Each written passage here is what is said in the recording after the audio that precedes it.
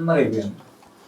అయితే proper time చూపించుకుని maintain చేసే drugs అది వాడలేదా?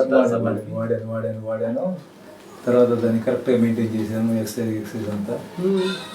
షుగర్ కంట్రోల్ అయిపోయింది. షుగర్ కంట్రోల్ అయింది, కానీ ఒక్కటే ప్రాబ్లం ఏంటంటే తినబుద్ధి కావట్లేదు.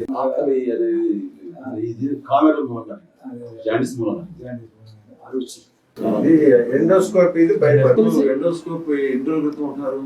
చేయలేదు సార్.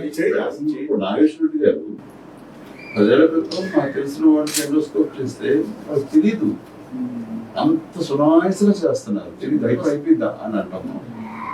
అంత అడ్వాన్స్డ్ టెక్నాలజీ వచ్చి అంత కంఫర్టబుల్ గా వచ్చేస్తుంది. మీరు భయపడాల్సిన అవసరం ఎందుకు? మీరు ఎవరితో మాట్లాడగా ఎవరితో షేర్ చేస్తున్నటువంటి పరిస్థితులు నేర్చుకున్నారు. మీరు ఒకసారి ఏఐజీలో చూపిద్దాం, నేను దగ్గరుండి పంపిస్తాను, స్వామి హెల్ప్ తీసుకోండి. ఏఐజీ అంటే అడ్వాన్స్డ్ గ్యాస్ట్రో ఎంటాలజీ. సో ఆ గ్యాస్ కి సంబంధించినట్టు ఏమున్నాయి, మీరు గొట్టం లోపల వేసుకుంటే మీకు ఏమీ తెలియదు అంటున్నాను కదా.